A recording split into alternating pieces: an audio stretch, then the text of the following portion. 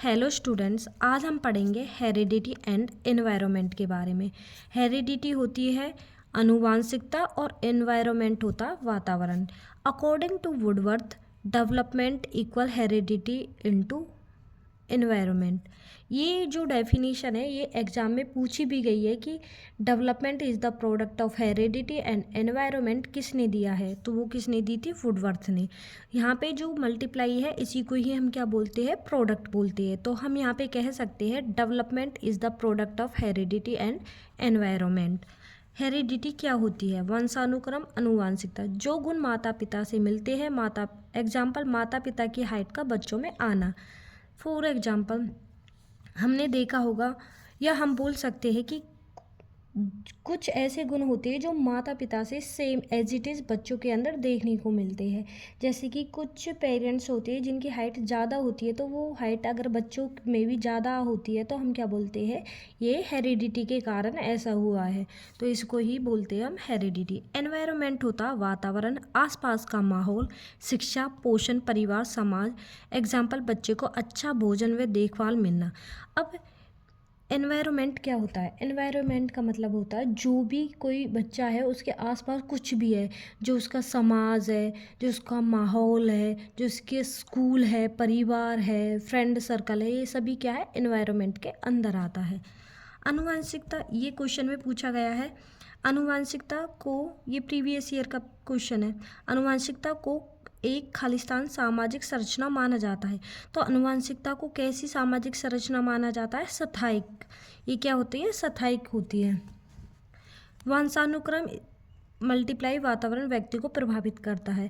इसका मतलब ये है कि हम ये नहीं बोल सकते कि किसी भी व्यक्ति या बच्चे को केवल वंशानुक्रम ही प्रभावित करता है या ओनली वातावरण ही प्रभावित करता है, बल्कि हम ये बोलेंगे किसी भी व्यक्ति और बच्चे को दोनों ही चीज़ें एक साथ प्रभावित करती है, वंशानुक्रम भी और वातावरण भी।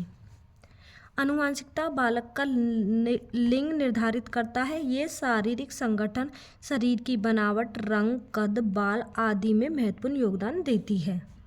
अब है ये जुड़वा बालकों के जन्म में योगदान देती है। अगर ये क्वेश्चन पूछा गया है कि बच्चों के जुड़वा बालकों के जन्म में योगदान कौन देती है, तो क्या देती है, हमारी आनुवांशिकता देती है।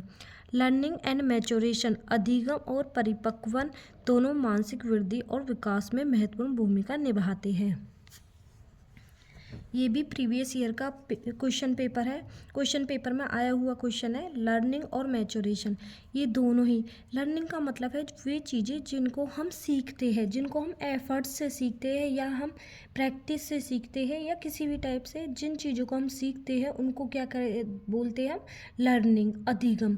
और कुछ चीज़ें ऐसी होती है जो हमें एज के साथ खुद से ही समझ आती है, उनको क्या बोलते हैं हम, मैच्योरेशन से चीज़ों को समझना, मैच्योरेशन से चीज़ों का हमारे अंदर आना। तो किसी भी चीज़ को सीखने के लिए या मानसिक वृद्धि में और विकास में क्या है, दोनों ही महत्वपूर्ण होते हैं, लर्निंग भी और मैच्योरेशन भी। अब क्या है, कुछ नियम दिए थे किसके, हेरिडिटी के, लॉ ऑफ हेरिडिटी। ये तीनों ही एग्जाम में पूछे गए हैं, तो हमें इनको अच्छे से पढ़ना है। रिजेम्बलेंस का मतलब होता है समानता, सेम गुण और कलर या दिखने में पेरेंट्स की तरह होना। अगर कोई भी पेरेंट्स है उनके जो गुण है एज इट इज़ बच्चों के अंदर आ गए, मतलब जैसा पेरेंट्स दिखते हैं, जैसा पेरेंट्स का कलर है, अगर वही कलर बच्चों का हो गया या कुछ ऐसे गुण जो पेरेंट्स के अंदर थे वो बच्चों के अंदर आ गए, तो इसको क्या बोलते हैं हम, समानता, रिजेम्बलेंस।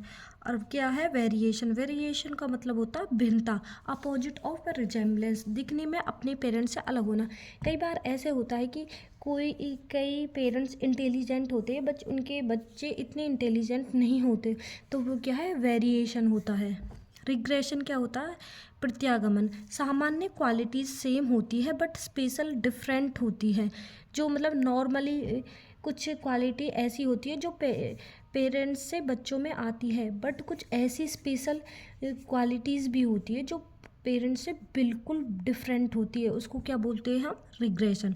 रिजेम्बलेंस का मतलब होता है जो क्वालिटीज़ है बच्चों के अंदर एज इट इज़ आना। वेरिएशन का मतलब होता है कि पेरेंट्स के अपोजिट होना।